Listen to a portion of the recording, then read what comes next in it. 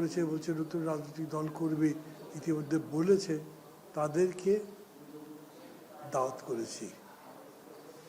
আমরা আমাদের ইন্টেনশনটা বলবো, তারাই কথা বলবেন। এরকম নয় যে আমরা একটা বিতর্কের নিষ্পত্তি করার জন্য ডাকছি, আর কোনো দাদাগিরি করছি না। আমরা আমাদের ইন্টেনশন বললাম, আপনারা যদি ইন্টেনশন বেড়ে যায় তাহলে কথাবার্তা বলবেন, বলে টলে এই ব্যাপারটা মিটাবেন, এইটুকু আমরা চাচ্ছি। এই জন্যই ডাকা।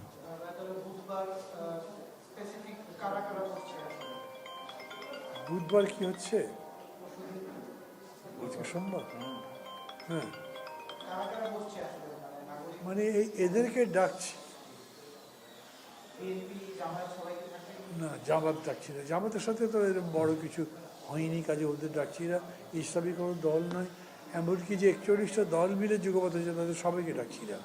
আমাদের যে জোট আছে গণতন্ত্র মঞ্চ, সেটা থাকবে। আর গণতন্ত্র মঞ্চের সঙ্গে আজকাল কথাবার্তা বলছে কিছু কিছু করে যারা বামফ্রন্ট বা অন্য গণতান্ত্রিক ছিলেন, এইরকম 3-4টা দল, তাদের সাথেও কথা বলছি, তাদেরকে হয়তো ডাকবো। সিভিল সোসাইটির কিছু মানুষ যারা আমাদের এই আইডিয়ার সঙ্গে আছেন, মেবি 10-12 জন, তাদেরকে ডাকবো।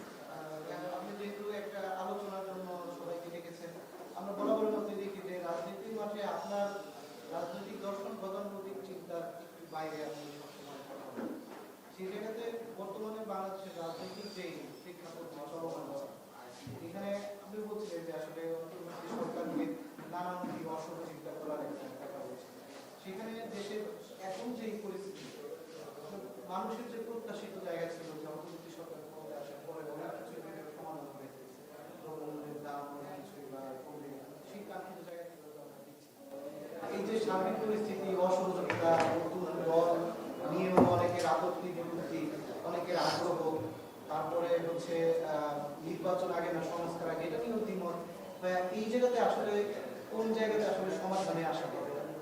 এগুলো অ্যাড্রেস করার উদ্দেশ্যেই ডাকা, কিন্তু কোনো সাজেশন আমরা দিচ্ছি না। আমি জিজ্ঞেস করছেন যে তার জবাব আমি বলতেই পারি।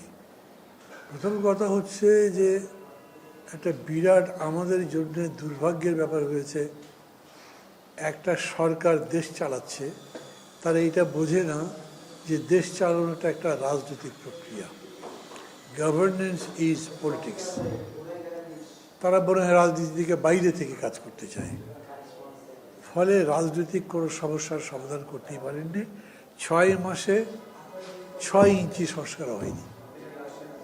আবার যে নতুন করে সংস্কার করবেন, তার জন্য তারা যে সমস্ত এজেন্ডা হাজির করছেন, এগুলো হলো কিছু ইন্টেলেকচুয়াল এক্সারসাইজ করে একটা প্রপোজাল দেওয়া হচ্ছে। তারপরে সেই প্রপোজালগুলো নিয়ে কথাবার্তা বলবেন, ডিসকোর্সই নাই, পরস্পরকে জানাশোনাই করা হলো না। বলছেন আবার যে কোনো কিছু চাপিয়ে দেব না, ঐক্যবদ্ধের ভিত্তিতে বলবো। আমরা তো বুঝতেই 6 মাস লাগতে পারে। 4টা প্রভিন্স দেশের জন্য ভালো কি খারাপ, 4 দিনে আমি সিদ্ধান্ত কী করতে পারবো? এখন এই প্রস্তাব তারা দিয়ে দিয়েছেন, আমাদের মাথায় ছিল এটা দেবে। এরকম অনেক কিছুই আছে যেগুলোর জন্য আগে থেকে কথা বলা দরকার ছিল, কথা বলে বলে তারপরে দিত। এটা একটা প্রক্রিয়াগত সমস্যা বললাম। কিন্তু সমাধান কি? সমাধানটা একটাই ছিল যে জাতীয় ঐক্যবদ্ধ গড়ে তোলবার প্রক্রিয়াটা কন্টিনিউয়াস প্রসেসের মধ্যে রাখা দরকার ছিল শুরু থেকে, সেটা তারা করেননি। এতে অনেক ডিফারেন্স দূর করা যেত। গভর্নমেন্টের মধ্যেই তো দেখা যাচ্ছে যারা শিক্ষার্থী তারা তাদের সাথে মিলছে না, এটাও তারা সলভ করবার কোনো কাজ করে নেই। এবং এই মানে সলিউশনটা না হতে তারা এমন করে এই রাজনৈতিকভাবে বক্তব্য দিচ্ছে যে অন্যান্য দলের সাথে ডিফারেন্সটা বেড়ে যাচ্ছে। যেমন ছাত্রদের সাথে বিএনপির বলে যে একটা মুখোমুখি অবস্থা। ইনফ্যাক্ট এটা আপনারা না বললেই ভালো, ইনফ্যাক্ট এটাতেই আমরা চিন্তিত বেশি। এই গত কয়েকদিনে যেগুলো ঘটেছে, প্রধান উপদেষ্টা বলছেন অনাকাঙ্ক্ষিত, এটা হওয়া উচিত হবে না আর, কিন্তু হচ্ছে। সরকারের তরফ থেকে যাচ্ছে সব, বা সরকারের বুলডোজার গিয়ে বিল্ডিং ভেঙে দিচ্ছে, আর ওরা বলছেন এগুলো অনাকাঙ্ক্ষিত। তাহলে বুলডোজার গেল কীভাবে? তার ব্যবস্থা করছে না। এই সব কিছু মিলেই আমরা মনে করছি এটা বলা দরকার। আমরা বলছি, এখনও বলছি মাঝে মাঝে। আর সবাইকে এনে সামনে কথা যখন বলবো, আমরা কোনো কিছু তাদেরকে চাপাবো না যে এইটা আলাপ করেন, ওনাদের নিজেদের মধ্যে থেকেই কথা আসবে আমরা আশা করি। সেই কথা বলে যতখানি হালকা হওয়া যায়, কাছাকাছি আসা যায়, এরকম নয় যে আমরা একটা রেজলিউশন তৈরি করে জাতির সামনে দেবো, ওই সব টার্গেট করিনি। আর যদি হয় তাহলে ভালো। দুটো জিনিস জানতে চাই প্রশ্ন করবো। একটা হচ্ছে যে সংস্কার আর নির্বাচন নিয়ে যেই দ্বিধাবিভক্তির জায়গা তৈরি হয়েছে, এটাতে আসলে সমাধানে আসতে হলে আপনার পরামর্শটা কি? আর হচ্ছে আপনারা যে দলগুলো নিয়ে বসতে যাচ্ছেন সেখানে কি শুধুমাত্র কিছু পরামর্শ হবে নাকি একটা ঐক্যের বার্তা আসছে? আমরা কোনো বার্তা দিচ্ছি না, ঐক্যের বার্তা থাকছে। ঐক্যটা কি মানে দুটা উদাহরণ দিই আমি। মিশরের বিপ্লব ফেল করেছে বিকজ দে ফট অ্যামংস দেমসেলভস, কিন্তু তিউনিসিয়াটা সাকসেসফুল কারণ তারা মানে ওদের ডিফারেন্স আরও বেশি ছিল মিশরের তুলনায়, কিন্তু নিজেরা কথাবার্তা বলেছে, ওদের বিপ্লব কন্টিনিউ করছে। আমরা তিউনিসিয়ান মডেল ফলো করতে বলি। যেমন এখন আমরা জামাতের সাথে কথা বলছি, it has become a reality. এই পরিবর্তনের আগে মতো জামাতকে দেখলে আমরা বসতাম না, উঠে চলে যেতাম আমরা অনেকেই, কিন্তু এখন কাছাকাছি এসে গেছে। অন্তত জামাত আছে, যাবো না এই জায়গায় নাই। কেন? আমাদের মনে হচ্ছে তারা যে জায়গায় আসছে এটাকেও এই ডেমোক্রেটিক প্রসেসে কন্টেন্ট করতে হবে, কারণ তারা তো নিবন্ধিত দল না থাকলেও এখন তো নিবন্ধন পাচ্ছে, এখন তারা দল লাভ করবে। এইরকম করে পুরা নেশনকে এক জায়গায় এনে গণতন্ত্রের উত্তরণের কাজটা করতে হবে, কারণ গণতন্ত্রের উত্তরণ হলেই আমরা বাকিগুলো সমাধান করতে পারবো, গণতান্ত্রিক পদ্ধতিতেই করতে পারবো, ডিফারেন্সগুলো অ্যাড্রেস করতে পারবো। এইটা এখন চেষ্টা করা, সেই মেসেজটা সবাইকে দেব। ইউনিটি উইথ ডাইভার্সিটি করতে হবে আমাদেরকে, যেরকম জাতীয় ঐক্য গড়ে তোলে আসেন সবাই এক হয়ে গেলাম, তা তো আর হবে না। আপনি ভোট করবেন, ডিফারেন্স তো থাকবেই, ওই ডিফারেন্স সহ ঐক্য, এই বিষয়টাই আমাদের মেসেজ আমরা আনতে চাইব, কিন্তু আমরা দেবো না, আমরা চাইবো যে তারাই আনবে। না, এরকম ডিফারেন্স তাদের সাথে দেখা যায়নি, তারা স্পষ্টত বলে নাই কিছু। তারা ইসলামিক কনস্টিটিউশন চায়নি, এখনো রাষ্ট্রধর্ম রাখতেই হবে বলে নাই, বিতর্কের জায়গায় বলে। তাদের সাথে বিএনপির কিছু পার্থক্য বা কথা কাটাকাটি যেটা হয়েছে, এইটা নির্বাচনের সময়ও হবে, এই জন্য তাদেরকে এখানে ডাকা দরকার মনে করছি এখন। হ্যাঁ, এবং চাচ্ছি আলোচনাটা উঠে আসুক, আমরা চাপাবো না। Thank you. একটু চিন্তিত যে দেশের সামনে তো অনেকগুলো চ্যালেঞ্জ আছে, তার মধ্যে বড় চ্যালেঞ্জটা হচ্ছে দেশে গণতন্ত্রের উত্তর। 15 বছর ধরে ফ্যাসিবাদ ছিল, মূল্যবোধ ইত্যাদি সব কিছু শেষ করে দিয়েছে। তারা এখন আবার এই গভর্নমেন্টকে, এই প্রক্রিয়াকে নস্যাৎ করার চেষ্টা করছে। তাদের পক্ষে দেশি বিদেশি শক্তিও কাজ করছে।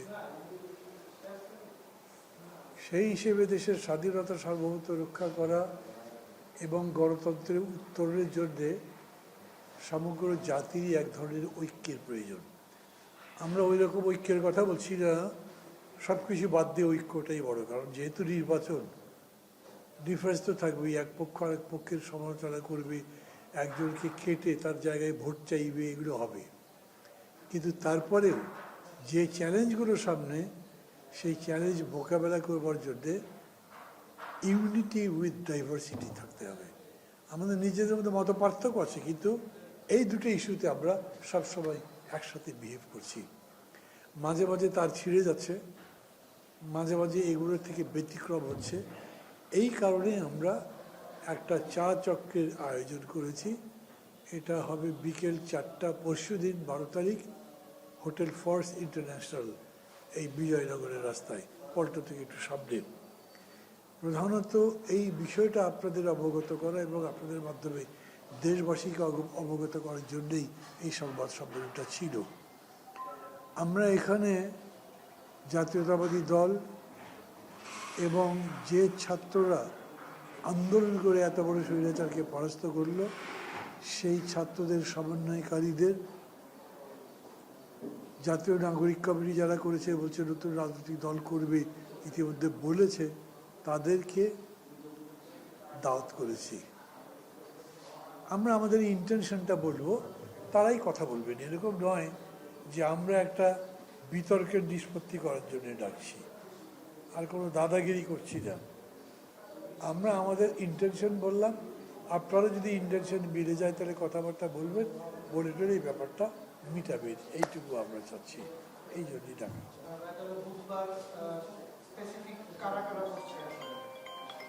বুধবার কি হচ্ছে আজকে? সোমবার। হ্যাঁ, মানে এদেরকে ডাকছি না, জামাত ডাকছি না। জামাতের সাথে তো এরকম বড় কিছু হয়নি, কাজে ওদের ডাকছি না। ইসলামী কোনো দল নয়, এমনকি যে 41টা দল মিলে যুগপথ হয়েছে তাদের সবাইকে ডাকছি না। আমাদের যে জোট আছে গণতন্ত্র মঞ্চ, সেটা থাকবে। আর গণতন্ত্র মঞ্চের সঙ্গে আজকাল কথাবার্তা বলছে কিছু কিছু করে যারা বামফ্রন্ট বা অন্য গণতান্ত্রিক ছিলেন, এইরকম 3-4টা দল, তাদের সাথেও কথা বলছি, তাদেরকে হয়তো ডাকবো। সিভিল সোসাইটির কিছু মানুষ যারা আমাদের এই আইডিয়ার সঙ্গে আছেন, মেবি 10-12 জন, তাদেরকে ডাকবো। আপনি যেহেতু একটা আলোচনার জন্য সবাইকে ডেকেছেন, আমরা বরাবরের মধ্যে দেখি যে রাজনীতির মাঠে আপনার রাজনৈতিক দর্শন গতানুগতিক চিন্তার একটু বাইরে আপনি সবসময় কথা বলেন। সেই জায়গাতে বর্তমানে বাংলাদেশের রাজনৈতিক যে প্রেক্ষাপট চলমান আছে, এখানে আপনি বলছিলেন যে আসলে অন্তর্বর্তী সরকারকে নানামুখী অসহযোগিতা করার একটা কথা বলছেন। সেখানে দেশের এখন যে পরিস্থিতি, মানুষের যে প্রত্যাশিত জায়গা ছিল যে অন্তর্বর্তী সরকার ক্ষমতায় আসার পরে অনেক কিছু এখানে সমাধান হবে, দ্রব্যমূল্যের দাম অনেক কিছুই বা কমবে, সেই কাঙ্ক্ষিত জায়গা ছিল যে আমরা দেখছি। এই যে সার্বিক পরিস্থিতি, অসহযোগিতা, নতুন দল নিয়েও অনেকের আপত্তি বিরুদ্ধে, অনেকের আগ্রহ, তারপরে হচ্ছে নির্বাচন আগে না সংস্কার আগে, এটা নিয়েও দ্বিমত, এই জায়গাতে আসলে কোন জায়গাতে আসলে সমাধানে আসা হবে? এগুলো অ্যাড্রেস করার উদ্দেশ্যেই ডাকা, কিন্তু কোনো সাজেশন আমরা দিচ্ছি না। কিন্তু আমি জিজ্ঞেস করছেন যে তার জবাব আমি বলতেই পারি। প্রথম কথা হচ্ছে যে একটা বিরাট আমাদের জন্য দুর্ভাগ্যের ব্যাপার হয়েছে, একটা সরকার দেশ চালাচ্ছে, তারা এইটা বোঝে না যে দেশ চালানোটা একটা রাজনৈতিক প্রক্রিয়া। Governance is politics. তারা বরং রাজনীতি থেকে বাইরে থেকে কাজ করতে চায়, ফলে রাজনৈতিক কোনো সমস্যার সমাধান করতেই পারেননি। 6 মাসে 6 ইঞ্চি সংস্কার হয়নি।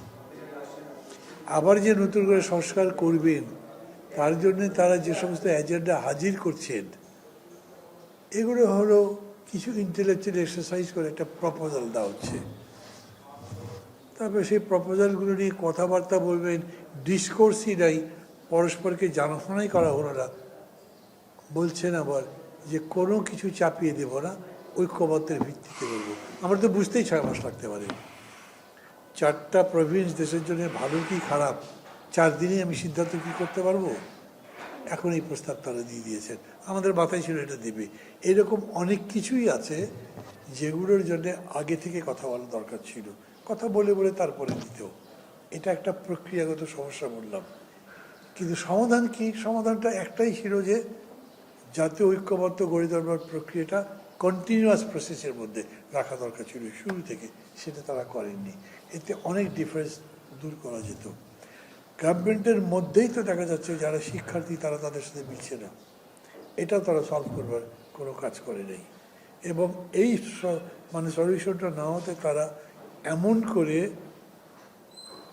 এই রাজনৈতিকভাবে বক্তব্য দিচ্ছে যে অন্যান্য দলের সাথে ডিফারেন্সটা বেড়ে যাচ্ছে। যেমন ছাত্রদের সাথে বিএনপির বলে যে একটা মুখোমুখি অবস্থা। ইনফ্যাক্ট এটা আপনারা না বললেই ভালো, ইনফ্যাক্ট এটাতেই আমরা চিন্তিত বেশি। এই গত কয়েকদিনে যেগুলো ঘটেছে, প্রধান উপদেষ্টা বলছেন অনাকাঙ্ক্ষিত, এটা হওয়া উচিত হবে না আর, কিন্তু হচ্ছে। সরকারের তরফ থেকে যাচ্ছে সব, বা সরকারের বুলডোজার গিয়ে বিল্ডিং ভেঙে দিচ্ছে, আর ওরা বলছেন এগুলো অনাকাঙ্ক্ষিত। তাহলে বুলডোজার গেল কীভাবে?